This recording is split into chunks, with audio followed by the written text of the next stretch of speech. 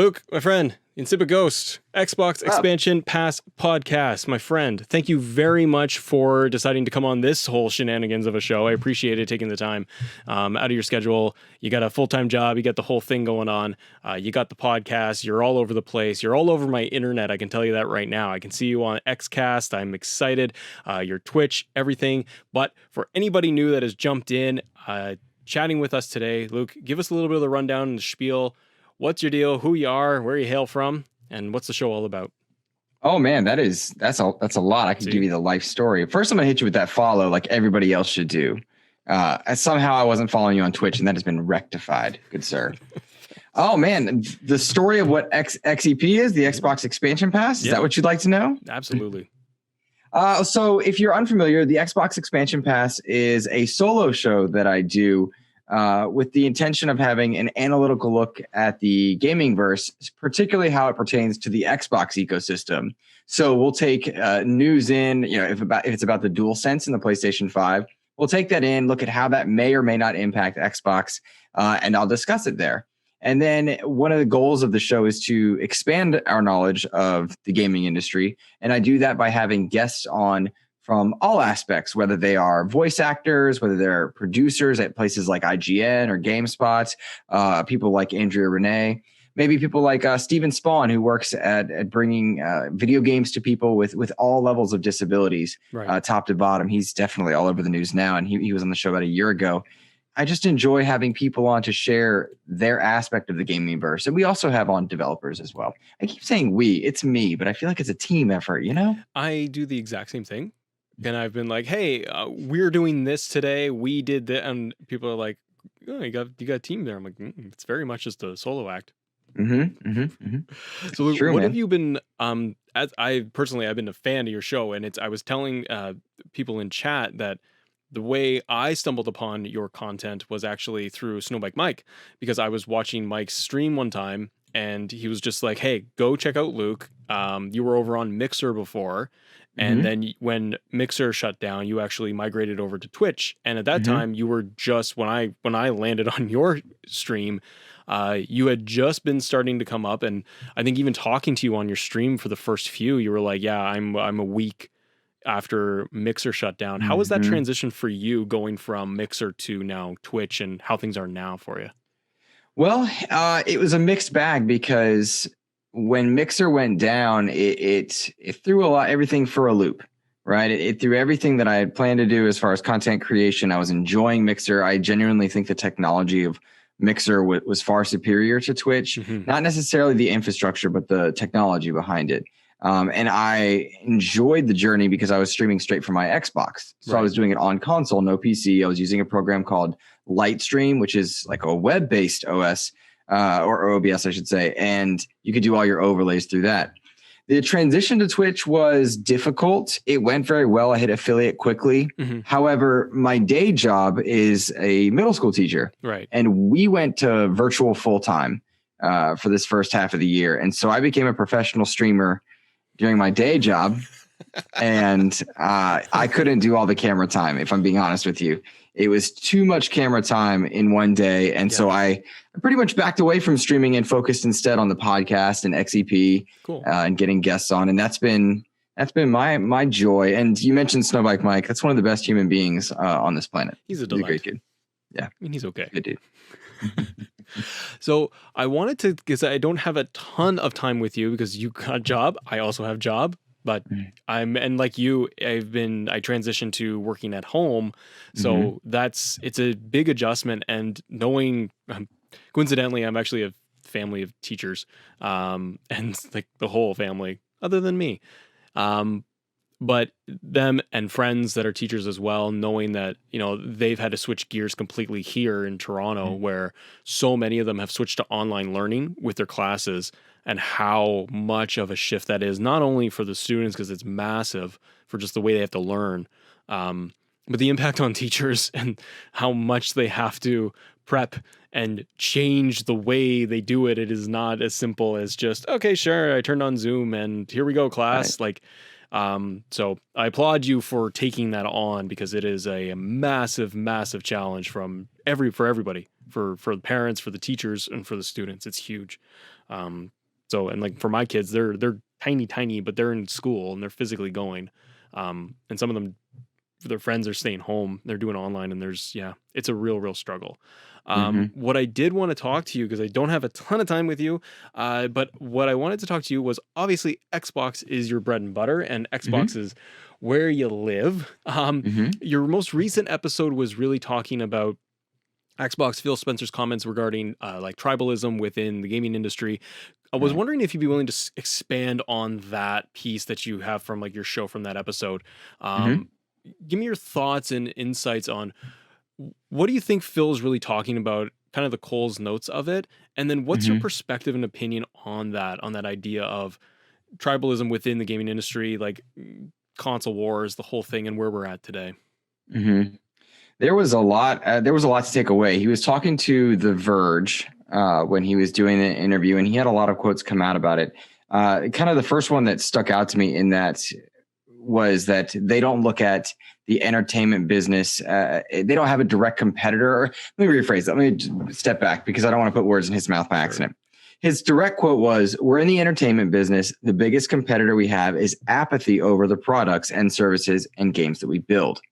And I interpreted that to mean that while he recognizes that they have direct competitors per se in something like Sony and Nintendo, some traditional console war-esque type discussions, and even Stadia and Luna to a future extent, rather he meant that in an age where Xbox came in third in Hmm. terms of console sales in the Xbox One generation, they were extremely profitable, and their attach rate was through the wazoo. Their subscription numbers went up.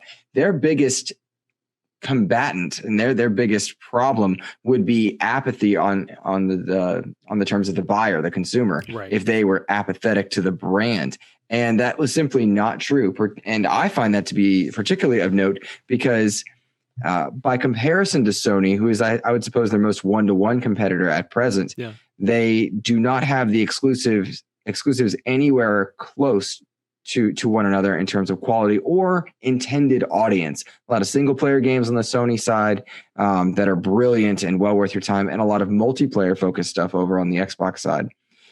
You can be competitive to one another. However, they both made gobs and gobs of money. Both companies were very profitable. Microsoft themselves posted record profits, and that was brilliant. So I appreciated the apathetic part of his statement.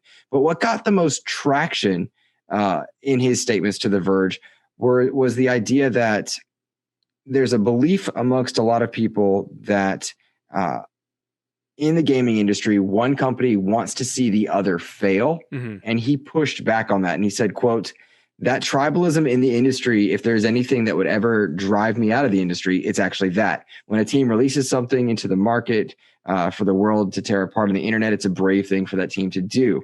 I'm never going to vote against any creative team or any product to do poorly because I have a competitive product. It's not in me. And I don't actually think that helps us in the long term of the industry." And end quote. And I should say, I really took to that Hmm. because Phil Spencer is a very genuine person, I think, to a lot of people. I had the opportunity to meet him in a fan capacity. And of course, in that moment, he's very PR prepped and Yeah. was very kind. But more than that, I think while he's able to be very relatable, he's also a very good businessman. And it seems the philosophy he's taking is that rising tides lift all boats. And if he can, through Game Pass services and an Xbox One redesign, lift Xbox from the doldrums that they launched in 2013 to where we see them now, it speaks to a prowess of leadership. And in that capacity, he's trying to work against console wars and tribalism and fighting one another, if that makes sense. And I can elaborate more if you need me to. No, totally. I want you to. I think it's an excellent point, and this is what I've always noticed when Phil Spencer really took over on the Xbox side and became the face of the brand. Coming from being somebody who was always Sony, I got a 360 very late into the generation. I was excited for the Xbox One because I'm like, okay, this is gonna be my first real go at the new Xbox, and I remember like totally like it's yesterday where watching them on stage at E3 revealing that giant VCR and talking NFL, Call of Duty, game, or not even games, but TV, TV. TV. And to see where Phil has gone, and it's going to be an interesting retrospective, and I'd actually like to see you do this on your show, is a retrospective of where we will be in even just a couple of years' time, looking back at when Phil took things over and how the business evolved and the positioning evolved within the business, and Phil's take on it, where he wanted to, because it's taken a lot, right? It's taken several years of him to get to this point, to successfully like launch a new console fresh. We had the One X, but to get the Series X out with Game Pass and leading with that, I think it's a huge, applause we give him because of how much he was able to turn that ship around. And again, to your point, Phil's take on trying to push out that idea of tribalism and, pick this guy versus this guy. And I think we see that. Sure, it can be very PR, right? But I think we also see that just within the messaging of, hey, we want our games on everything. Do you want to play them on your phone? We want that. We want you to play them here. We want you to play them here. And Sony taking the more traditional approach, I think, of, well, get our one singular system, ecosystem. It's got to be here. And it reminds me that of Apple in a lot of respects of, you got to play our titles. All of our stuff is here, versus Phil and Xbox team trying to expand things out and say, let's just reach as broad of an audience as we can. Do you think, Luke, that would have is there any concern for pushback, or that will be detrimental on the business side of things long term? Because there is a little bit of conversation around, like, Game Pass is an amazing value and I love it. And I'm somebody that is able to download 15 games on my Series X that I've never played before and just jump in and go. And I love it. Do you feel that there is an issue long term from a business standpoint of, hey, is this going to start jacking up in price too much for consumers to really obtain? We've even seen examples recently, like even here, where Netflix is now $18 a month, and it's $2, $2. I know they have to keep that up, but do you think that there is a point where that's going to hurt them at all? Yes, they're kind of like driving a stick shift car, or a manual, as some people say. You have to find the friction point, and that is key to all of it. I do think you are going to see a price increase for Game Pass Ultimate. I think that's inevitable. However, I think it's a little further off than we might initially have thought, and that's largely due to their position in terms of console sales. Being in third place did such a good thing for Microsoft, and when they decided to stay in the game, because they had to find ways to be competitive. Right now, that comes from having a $15 subscription service in which they tie in all of the services they were already offering, but they bundle it to make it look that much more appealing. They already had Xbox Live. They already had games on PC, the Windows Store. They were building this network cloud infrastructure to combat Stadia, Luna, that technology for the future, so they can eventually move away from a physical box. They're working to put xCloud on TVs and on streaming sticks. They are planning for the future. In the short term, what we see them doing to fill out Game Pass and add value to that program before we see a price inflation is to bring in third parties. If you go and look at the brilliance that is Game Pass right now, you see a ton of third-party content. You see a lot of third-party, not exclusives, but just games that are available everywhere. However, they're included in your bundle.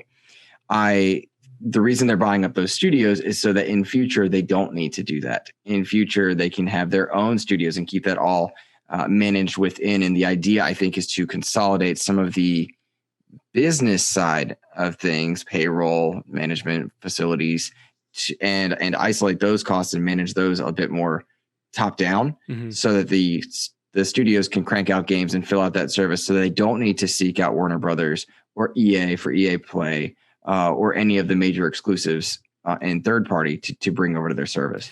And Luke, that's a big one too, is you mentioned EA Play. So I go back to me, because I'm kind of like, I consider myself more of the generalist of Xbox, where I'm like, I want to try everything. I'll have some of those exclusive Xbox titles that I'd love to go back to, like, because again, I came late in the generation. Now I get to go and experience Halo, and I've gone back to Gears a couple of times now because I just love it. And then like getting the updates that we do with games like Gears.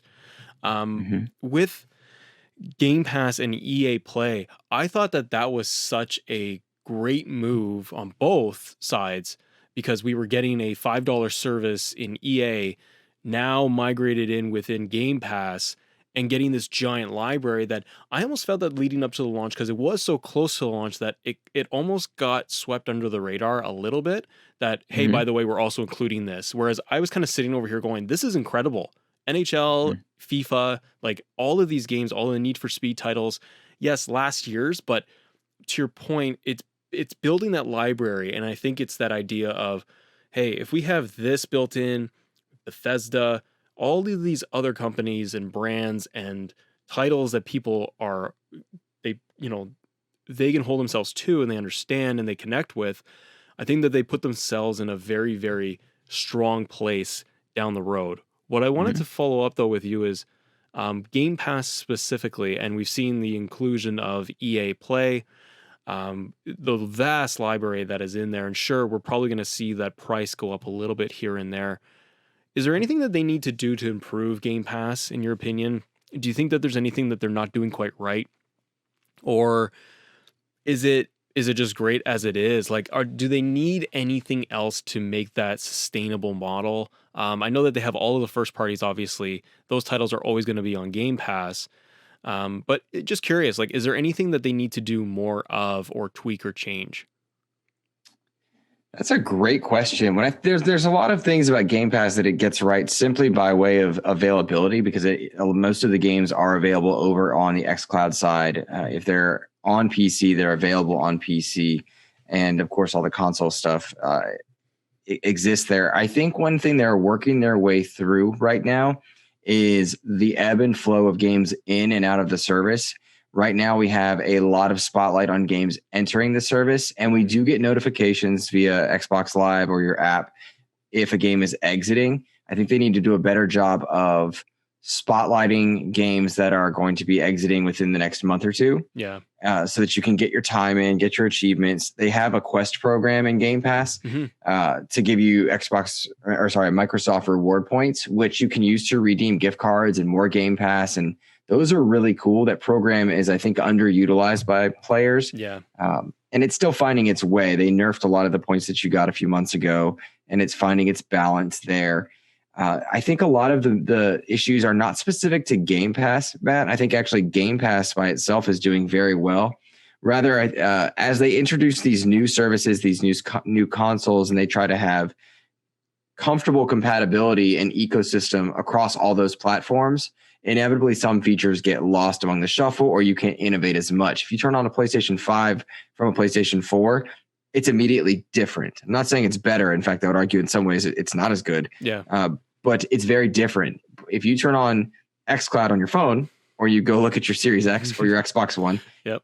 it's easy to navigate. You see it, but in that, some of the shine and luster of a new thing can be gone. And the app has lost some features like the ability to redeem codes or purchase games. And they did that so that they could get it onto the Apple Store. I don't care. I'm not an Apple user. I want to be able to purchase my games. And it's little stuff that is all about subtle improvement. And that's the name of the game for this generation, is just subtle upticks on your experience, depending on where you buy in and what console you're using, et cetera. And so you mentioned the quests. So that is something that, and games that are going to expire.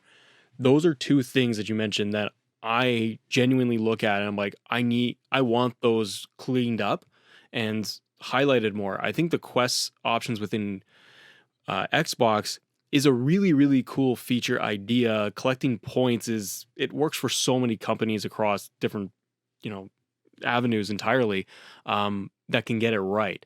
I think it gets a little bit lost because even for somebody like me and a general consumer, I think if you're very casual with it, you're never clicking on it. Like you don't even know what it is. And even if you do hit great redeem, I don't even know where it went. Oh, it's in my Microsoft account. So now what do? I got to go on the app. Right. I don't have the app. So now I got to, and it goes down from there where I see your point of, I think that they could do themselves a favor by really cleaning that up to a point where maybe it's very defined of like, this many points will get you Game Pass for a month. This many goes to, or like you're banking them on a wish list for a specific title, and you want to work towards that. Things like that. But I like the idea. I think it's really good. And it differentiates them from the competition. I think it does something a little bit more unique. I think also your other point of having expiry times on the games that are exiting Game Pass is a Mm-hmm. big thing that they need to add in. I have the app, I download it, like I use it almost like daily, get the notifications, and I can see when games are leaving. But it is that, okay, oh, that's leaving in whatever, 30 days, 20 days. Eh, you don't even notice it until you want it, and then it's gone. And it would be nice if they had like a countdown clock or something. Um, Well, Game Pass has a visibility problem.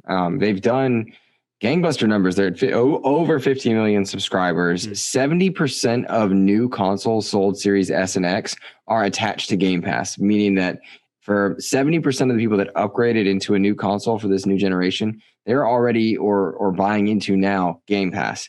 In that, when you have over 100 titles, I think it's closer to 200 right now, visibility is a problem. How do you spotlight certain sets of games? When do you spotlight them? Indie games, hmm. AAA games. Right now, the big name of the game is Control. Control is coming out on Friday. But there's also another game launching day and date into there. Haven, I think it's called, Hmm. day and date into Game Pass. Very few people know about it. I don't even know if it's good. But my point is, they're putting 18 games in at once, which Yeah, is fantastic. The service just gets more and more valuable, same way they do when they add Disney Plus or EA Play, Bethesda, etc. But things get lost in the shuffle. There are incredible games in Game Pass that are there for people to just pick at and try out that nobody's ever heard of and won't see unless they scroll or they happen to get bored and check a certain box that they're interested in. And I would love for them to do a better job at spotlighting some of those games. And it's the Blockbuster problem. When you walk down the halls in sure. Blockbuster way Yeah. back in the day, you get tunnel vision and you only see a certain type of cover or a certain type of genre, and you miss out on something that could be a gem right there for you. So it's a genuine visibility problem that I don't have a great solution for suggesting other than to tie quests to specific games more so than they already do. I think another thing they could do is look at, like you said, for spotlighting, maybe looking at hours played or something that is connecting with Game Pass users to say, like, maybe this indie title is getting huge traction, but it doesn't actually get spotlighted literally within the whole library because it's so far Mm-hmm. down that people aren't like, we want more people to see this because it's doing so well. Maybe they are games, smaller games that are really, really huge online, but Mm-hmm. mainstream hasn't really touched it. So they can try to figure out something to be able to, like you said, to spotlight that, to bring that to the forefront. Because that is my issue. Is I'm looking at the main catalog. I go into Game Pass and I can see the different categories of games. Well, it's all of the heavy hitters and the bangers. It's the blockbuster of like, here are the new releases and the best sellers, and those are the ones that they want you to click, and that's fine because we need that. However, I want to be able to experience games that are low on the radar, that are these niche titles that someone's like, the mechanics are amazing, like they are strong titles that we need to give more of a chance so that Mm-hmm. developers can make the next version of that game and then they don't lose out. Another thing I wanted to ask you though too was staying on the topic of Game Pass and those services and games as a service. I know that you're so big into the Xbox ecosystem, but I did want to poke your brain about PlayStation. Sure. And with PlayStation Now, the PlayStation collection that they have and their PlayStation Now service, why can't Sony get it right? Like, why can't, in my opinion, Xbox has done an amazing job marketing Game Pass since its inception, and before that, leading up to it, and now, and look where we are today. And the PlayStation service has been out longer, and Mhm. it to me as a PlayStation owner and user, I've tried it, meh, it worked fine. Great, I have great internet. It wasn't my Mhm. concern. But why do you think it's not clicking with the PlayStation audience like Game Pass seems to? Maybe it's just a perception thing. No, I think you're onto something there, but it's not working because they don't need it to work. Hmm. At simple put, the reason so many of your experiences on the Xbox side in terms of ecosystem are uh, so impressive are because they haven't had the games to match Sony, and so they had to incentivize somehow, and so they put a lot of resources into those things. That's part of it. The other part is when you're making money hand over fist, selling 110 million PlayStation 4s, selling PlayStation 5s like hotcakes as fast as you can make them.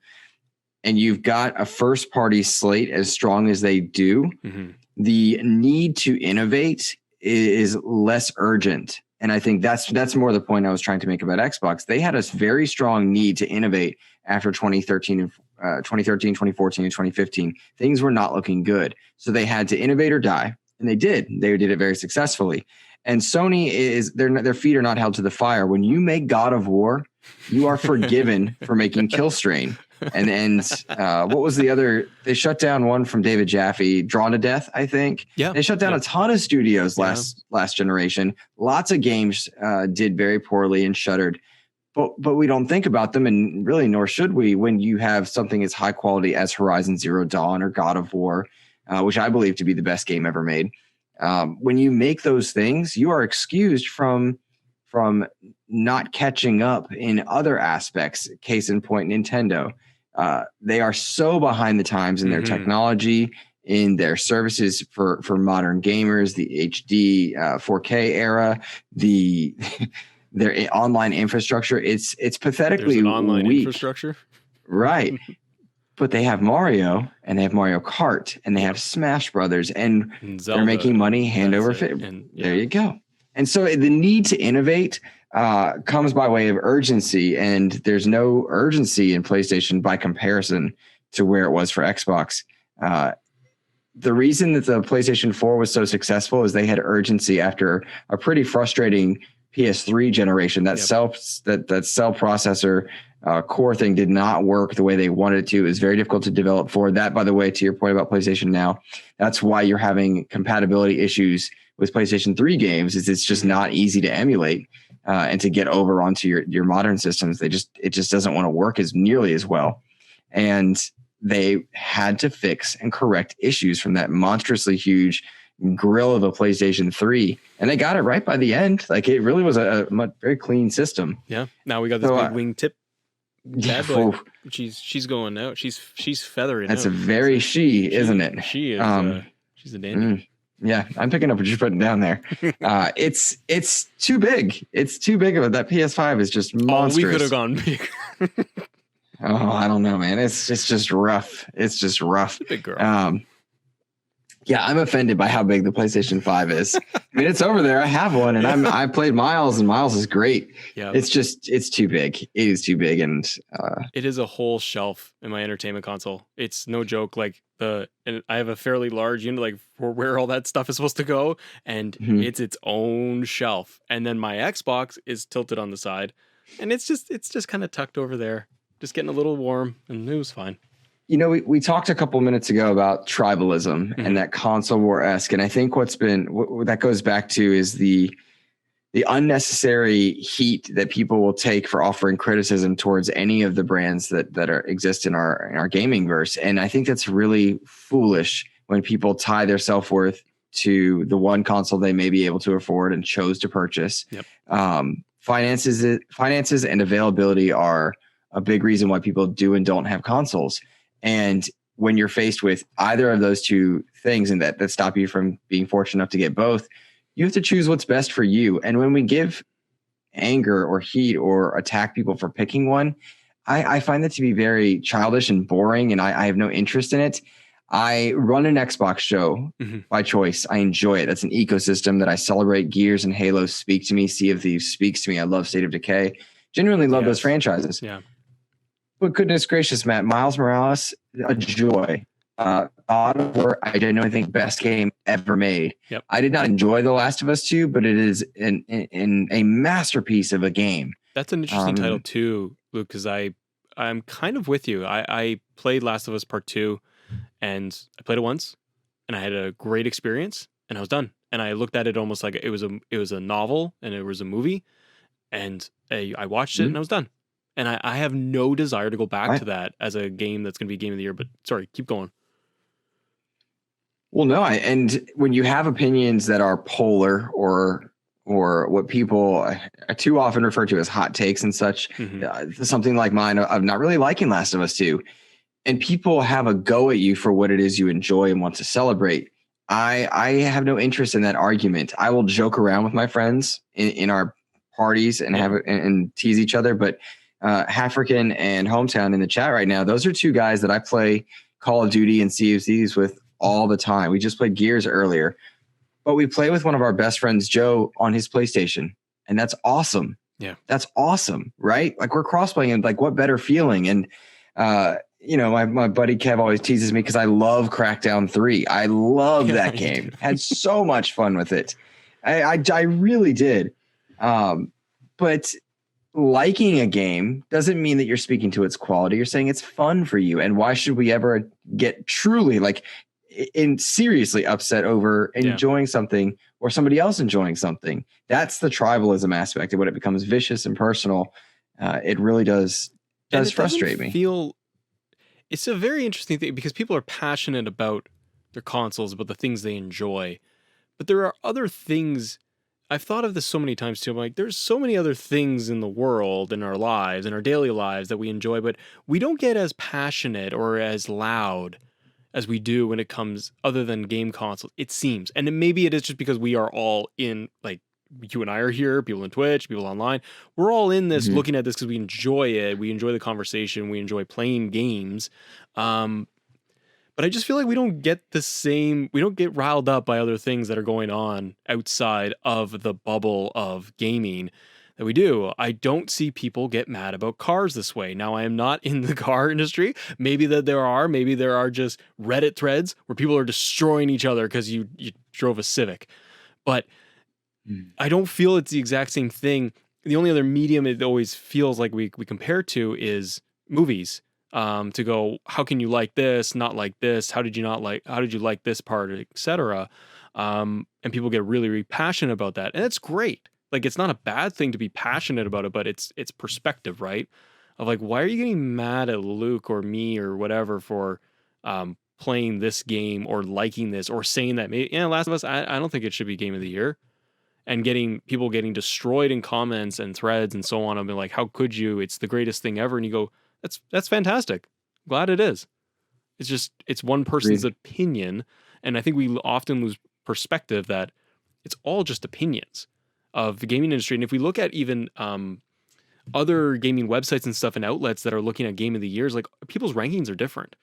What they consider to be their top games are different. And even the people that are coming to those conclusions and voting, they all have their own personal taste. That's good. But I think that the tribalism thing is a big issue, and I feel like we're heading in the right direction. But go ahead. What did you think? Well, I think you started off your statement by saying, is it just in gaming, or does it feel like it's just in gaming that we see some of this vitriolic nature and this polarization? And I think part of that is our echo chamber, because we are on social media. We share social media spaces on Twitter, and Twitter's fairly active for politics, for sports, and for video games. And to a lesser extent, I think you could argue movies and whatnot, at least in the chambers that I tend to echo in, I suppose. In other places, I'm sure there are other mediums that get excited. And as I get older and become a bit more on my feet and stable and confident in who I am and in my purchases, etc., I just have less and less interest in the need to justify what I spend my adult money on for things. Those arguments started on, we always say, on the playground, with Sega kid, Nintendo kid, before the internet, before people were making their own money and their parents could only buy them one or whatnot. And over time, we grow out of that. Now that it's a mainstream entertainment piece, gaming's everywhere. It's the most popular entertainment platform or entertainment delivery system on the planet by far. And that's a pretty cool thing. And there are so many ways to access it: phones, PCs, consoles. It just seems like a tired exercise. And yet people dive into it. And every time one of us, and I say one of us, is content creators or gamers, people with a voice on any level, small or large, whenever we retweet or respond or do anything that offers acknowledgement to those discussions, we're actually amplifying that message. And so it's hard to stay out of it sometimes. In fact, I would argue maybe my show would be even more popular if I would be a little bit more vitriolic. But those aren't people I want to spend my time with. I don't want to enjoy. I don't like that. I like hanging out with my buddies Kev and Charles and Joe and just talking about games on any platform and giving each other jokes but never being mean. That's what I like. I think that adds into it the the coming of age piece, because as you get older and your time is much more valuable, I think you and I can both relate. I think a lot of people kind of just like, okay, we have work and we have responsibilities and we have more work and we have maybe projects or side businesses or whatever that we enjoy, that we focus on, and then we have our downtime, and that's gaming or it's exercise, whatever. And your time is so much more limited, and it's like you're a kid and you have no money, so you have so much more time to voice Sega versus Nintendo, Right. Xbox versus Sony, and spend time on the internet, which every 13-year-old has a phone. I shouldn't say everybody, but a lot of them have phones. And so it's very, very easy to jump online and get into these debates. And I think as you just get older, you kind of pull back a little bit more, or at least it's healthy to keep that perspective of, yeah, I just want to enjoy my stuff and hang out with my buddies and play Sea of Thieves and play Gears and go to bed and back out and want to have a good time. And I think social media as itself, and that's a whole other conversation, but I think Twitter specifically is an interesting beast, with seeing like documentaries and articles and everything about how all the content is, messaging is curated and does get kind of geared towards your perspective, your view, and then your Google and everything else is all kind of molded into one to kind of reinforce your thinking, your beliefs, and so on. I get way more stuff on gaming now, and everything else keeps popping up on my timeline that I keep engaging on. I think it does also play into like who and what you surround yourself with. If you're if you're engaging with people that are more positive and wanting to hang out with that, I find that it tends to kind of all bubble together a little bit. And then it sticks out even more. But if you are somebody that maybe is on more of the negative side, that likes to reach out and go, this game sucks, I didn't like this, I hated this, I don't like this, I think that all of that then starts to echo even louder. And it becomes a bigger problem. Well, I can tell you that more than once with my gaming group, we've fallen into that trap ourselves, joking about, there's a game that I don't like that my friends like, that I have no interest in playing with them, and vice versa. And in the course of jest, things actually became accidentally too heated in those moments. And that's the difference between being friends with people and being online. In those moments where it accidentally becomes too heated, you can check each other and be like, whoa, too much, man. That's my game. Yep. And it was at that point I realized I needed to stop teasing my buddy about liking Borderlands 3, which is a great game, but like I didn't want to play it. You know what I mean? It's like, whatever. I and so, yeah, I didn't either, but that's just like, so what? He's having a blast. I need to not be a jerk about it. And that's the difference, I think, between friends and those nameless avatars that you have in the social media space. And nobody's going to clean up the gaming space except gamers. So we have to be careful with how we approach those discussions. So what needs to get cleaned up? Well, that's a very I'm sorry that was such a large, broad stroke question, but what sticks out to you by asking that, of like what needs to get cleaned up right now? A lot of things, Matt, and I will tread carefully only in my wording, but my meaning, I mean steadfast and strong here. We need to continue working as gamers to make the gaming space more diverse, and bringing in more marginalized voices into the gaming space. And when I say into the gaming space, I don't just mean streamers, podcasters, content creators. I mean on the development side as well. And that's something that, again, we go back to the tribalism discussion. That's something that Phil Spencer has consistently talked about, bringing more people of color into the development side, the leadership positions within Microsoft. That's making the rounds right now. If you're familiar, Zombie Kills is working very hard to see that women of color are being spotlighted more, and she's getting a lot of flack for it. We need warriors in that space that are good representatives of the gaming community to bring people together and rough through these continuously frustrating times and exposing the silliness that many people portray. Yeah. And once we expose it and shine light on it, it's very hard for darkness to exist in a space where light's constantly being shined. And so We need to continue diversifying the gaming space, allowing people of all types, of all gender persuasions, identities, purposes, whatever it is who they want to be. They need to see themselves in games, and we need to do our best to celebrate it with them as we're able within our adult lives. You don't have to listen to every podcast that somebody puts out, mine included. You don't have to watch every episode of something, but amplifying the voices for positivity, the voices for change, for growth is important. And then real talk, I think it's important for us to reflect on who we are. There are words I used at 25 that I would never touch now at 35. I used to, when I was in 15 or 12, I'd be like, oh, that's gay. I would say those things, Matt, and I can't even imagine saying it and thinking, and I never meant for it to be assaulting or hurtful. It was just 12-year-old banter, but it was hurtful and it was wrong. And we have to be willing to reflect on ourselves and learn from it. And that's how I think those are some ways that you work to fix gaming, I guess, but report things, note things. And then the onus is on those caretakers of ecosystem, the people behind Xbox Live, behind Twitter, behind PlayStation Network, managing those, the people behind Call of Duty and Fortnite, the people who are spending dollars to promote certain streamers and certain content creators. Are they the message that you want to send? And that's such a big topic, man. And I feel like I'm hitting all these different aspects, but no, I'm with you. I think that it's a great point of needing more representation, not only in the video games themselves, but the people behind the scenes, and getting them more prominently showcased on bigger platforms, on bigger stages. And to your point, getting them to actually be recognized within games, and allowing characters to be more relatable within games. Miles Morales, I felt like, was a really great example of this. I absolutely love that game. And you can talk about length of the game or story beats and so on. That's one piece. What I loved how diverse that game was, and how much emphasis they put on it, but didn't do it in a way that felt like you were trying to push an agenda of any kind or trying to single out any different thing. For example, Black Lives Matter on banners, on t-shirt, like within the game itself.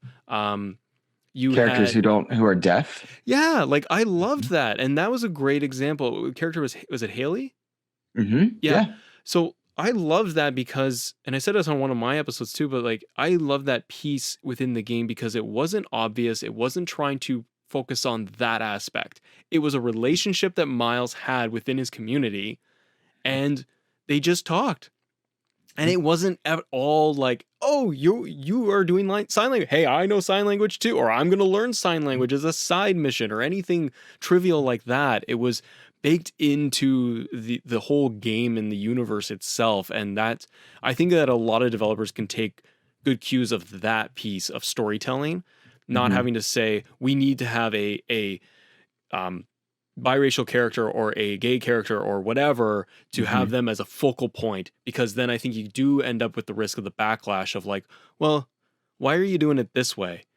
Seeing more and more female characters taking lead roles, I think is really, really awesome. And I think it's getting games to a point, and the industry to a point where we're not having to, people aren't shying away from that or feeling like that's an issue. Like, oh, why is there a woman playing this role? I think now more than ever, people are into it. I think one of the things that makes Miles Morales such a compelling character is that he's his own character. He's not a gender or race swapped character.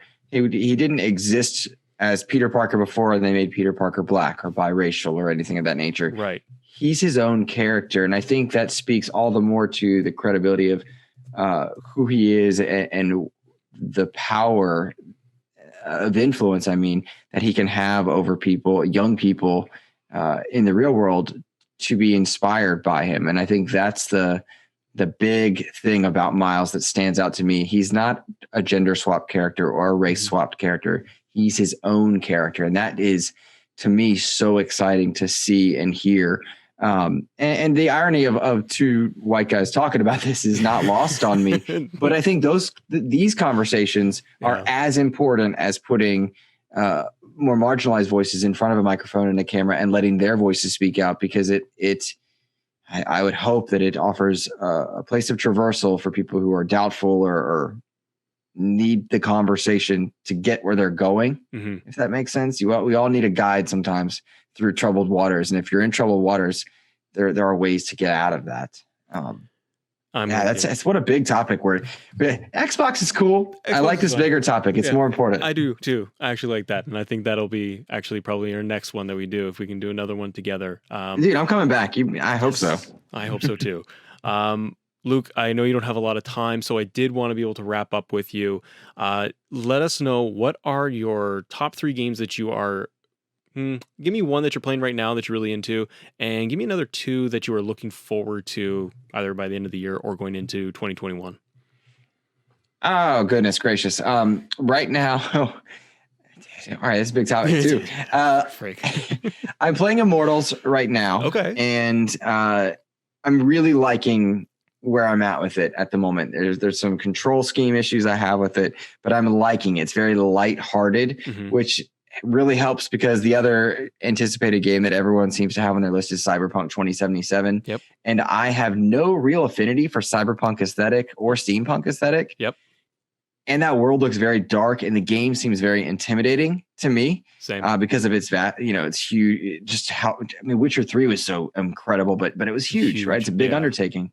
So I'm liking the casual, exciting but chill version that Immortals offers. I think people are really going to like that if they go to it for the right reasons. It has the unfortunate fate of Ubisoft putting it out after 2 more open world games that they released next to Cyberpunk. It's very frustrating there, but I'm enjoying that game. I'm looking forward to Cyberpunk in the new year. There's a lot that I'm looking forward to. Halo Infinite seems to be the one that I often talk about, because I plan to be playing it right now, and I have my room adorned with so many Halo things. But the other big one is Gotham Knights. Oh, man. Yeah. Okay. Yes. That's fallen off my radar, but yeah. Well, it's fallen off because we had new consoles and we had delays but my favorite game of this past generation, and Matt, I have a few minutes if you're willing, but I will stick around for a little bit longer if you're willing to let me. Yes, my favorite game of this generation was Arkham Knight. That doesn't mean I think it's the best one or anything else, but I had the most fun. I just love Arkham Knight. How many times have you replayed that? At least 3. Thank you. On PlayStation 4, I think I platinumed it on PlayStation. No, I did. The DLCs kind of throw it off, because I'm more than 1K'd on Xbox. I've replayed through the Arkham collection on both PS4 and Xbox. I, of course, did it on 360 and PS3. I recently bought a 360 so that I could play the arcade version of Black 8. Wow. Yeah, that's not good. No. That's a commitment.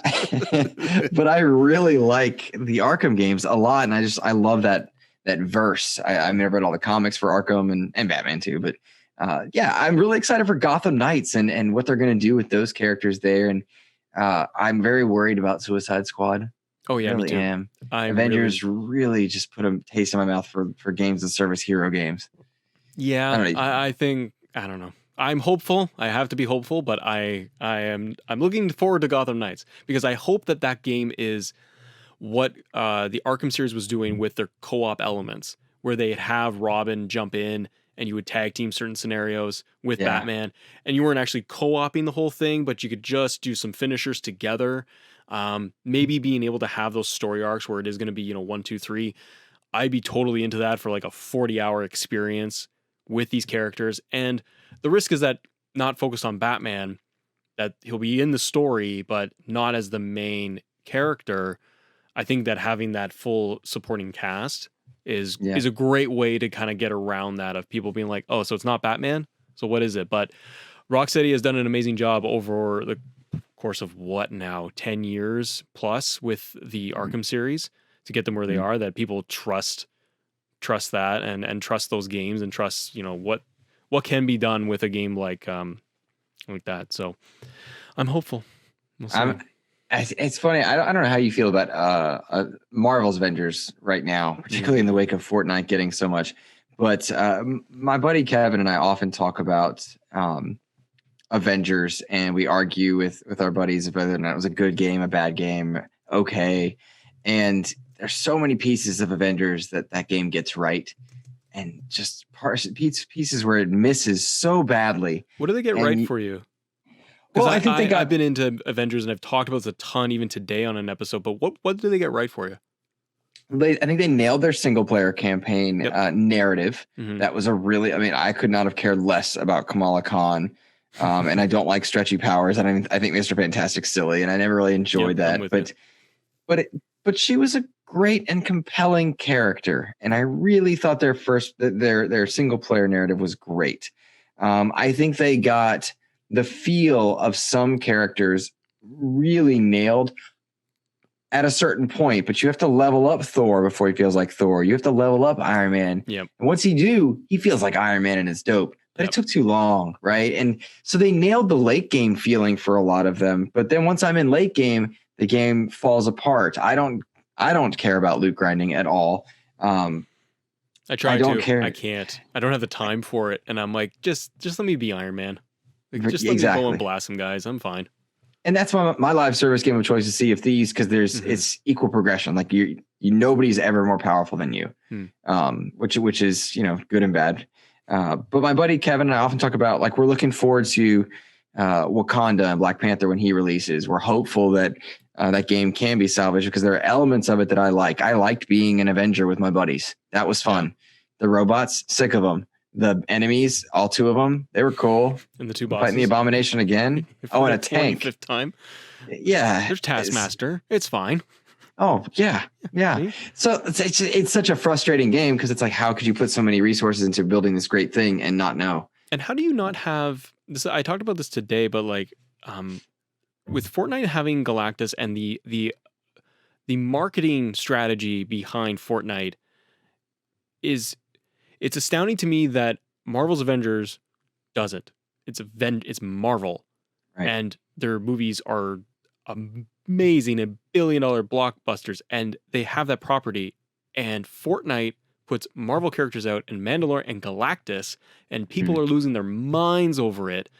And it's just a quick little playthrough, and then now you're into this, and you got Mandalorian and Baby Yoda running around in Fortnite, and it's a skin. And but people love it. And I think it's just it's kudos to Fortnite for doing such an amazing job of marketing their game, marketing these characters in a way that is appealing to such a broad audience, where I'm looking at Marvel's Avengers going like, why? Why don't you have Doctor Doom in your game as a DLC boss fight? Like, anything. Give me something. And to lead with Kate Bishop DLC coming up in 6 days, right before Cyberpunk, it's like, okay, they're doing comic book style progression for the story arcs, like for the DLC coming out for Marvel's Avengers. I like that. And I'm hopeful that it's good, and it's supposed to have a good, story thread throughout. But I'm like, how come Fortnite can get this so right, and Avengers is missed the mark with that property? It's very strange, because when you look at a lot of the Marvel games released, you had Ultimate Alliance 3, which had everybody from all teams, all brands of Marvel. Spider-Man was in there, X-Men, the Avengers, of course, were there. All the villains from the various, the rogue galleries for each character. And Fortnite has a number of different characters. Batman's in Fortnite. Then you have all the Marvels, Avengers, X-Men. Spider-Man is only weeks away at this point. We're seeing Kratos, and PlayStation invested $250 million in. So I think you'll see Spider-Man there. And I have to wonder, when it comes to Marvel's Avengers, I wonder where the bump in the road was, because we see these characters in other places. Why not this one? What was it? Was it Square Enix? Was it the inability to spend money in certain places? Was it a matter of caretaking? Were they trying to work out Spider-Man and exclusivity rights and narratives? Were they trying to figure out if they wanted merged universe with Insomniac's games? What was it they were trying to figure out that kept them from doing what they wanted to do? And I don't know what it could have been, but the enemy variety, the fact that it's all robots and clones, suggests to me there was some hiccup from some executive that didn't want the Avengers beating up some sort of real life element in some way. But it really frustrates me. It really does, because Spider-Man is exclusive to the PlayStation ecosystem. Yeah. Okay. Very frustrated when that announcement came out. less than 3 million people bought the game across all platforms. Yep. Now you have a problem. 95%, 97% of your audience to date. Right. Spider-Man will bring back some people. And they're talking, and they mentioned in the last, I think, War Table, they call it, that crossplay is coming. All right. How are you going to handle that? What are you going to do with that? You're going to gray out Spider-Man on Xbox? Is Miles allowed to be on all platforms, but Peter isn't? Because that's a loophole. Okay. Yeah. You know, like how do you find a way to do that? And then what's the point of bringing in Spider-Man? Are you bringing in his rogues with him? Because then you got something on there. Kingpin's assembling with Green Goblin and Venom's there. I don't know. How do you work around that? And I don't know what the answer is. And I don't know that they know either. Yeah. And they didn't learn any of the lessons from Anthem. And Anthem did Iron Man right. The Anthem's gameplay was top notch. It was so good. Mm-hmm. Once they cleaned up the patch, the performance issue. Anthem's gameplay was incredible. Flying was incredible. They missed all their late game stuff. Didn't learn lessons from Destiny. Avengers didn't learn that from them. How many times do we need that lesson? And how come a game like Avengers with a console launch, they are quiet, and you have a Marvel property sitting there, you don't put out Black Panther DLC that has, supposedly been in the works for quite some time and then held off, obviously. But how do you not get something put together where you're going to go, look, there's new consoles launching. We have our game on both systems. People need stuff to play. We need them to play our game because our numbers are tanking. Let's give them a reason to, because if you had Marvel's Avengers with launch week of the consoles, and you had the Kate Bishop DLC or something, like, to me, I'm like, give us a giant overhaul patch with some DLC, hype it up 2 weeks before. That gives a guy like me the ability to sit there and go, well, I've played Assassin's Creed. I've done a ton of stuff on Game Pass. I played Spider-Man. Like, what else? Hey, I can jump into Avengers because they got brand new stuff this week to go along with it, with maybe the next gen updates to go with it. Instead, it's nothing. Kate Bishop DLC announced for later, right, with Cyberpunk, and we don't get updates for next gen consoles until next year. It's like, and the game's $30 right now for Black Friday, Cyber Monday week. Like, it's not good. It's not a good scene. The real frustrating point about all of that is that $30 is a great price for a Kamala Khan story. Yes, and that girl's not getting that entire campaign was neglected in favor of spotlighting the end game where you could be the Avengers. But the game, the single player campaign, it's not about playing the Avengers. It's about playing Kamala Khan and uniting the Avengers. And that just seems lost on so much of that marketing and wasted money. If they had spotlighted this as a Kamala Khan game and a launch pad for Avengers, they would have had a very different success rate. And as far as the performance and the launch windows and things like that, I think pandemic had a lot to do with that because people had to pivot way back in early March. And then by late March, it was like, oh, the United States finally figured it out ish.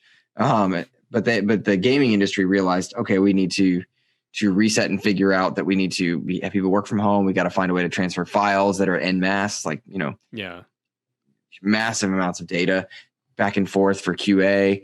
And that's the real hang up, is those choke points of information. But it seems to me, as I play Avengers, as I play Call of Duty, which crashes my Xbox Series X every time. Really? When I play Watch Dogs, which would have been one of my favorite games of this year. Yeah, I was watching you. You were talking about that so much that you're like, this is my game. On XCast, you're like, this is my game. Like, you love that thing, eh? Sure did. I've lost 6 hours total of time on that game in various chunks. And when I see that consistently happen, Valhalla is having performance issues. Dirt 5 was having performance issues. And I don't mean the PlayStation 5, Xbox Series X stuff. I don't care about that. But when they're having those issues, it speaks to me that an executive is tone deaf, or a studio is going to go under if they can't hit launch and get some revenue coming in. Yeah. And when I think about the latter example there, I'm reminded of why Game Pass is so comforting, because it gives developers, some of them take a deal where they get money up front. Some of them take a deal where they get some money up front and more with incentives based on time played, which is an interesting thing, based on time played and incentives and whatnot, because Microsoft controls who they spotlight, which is also interesting. Right.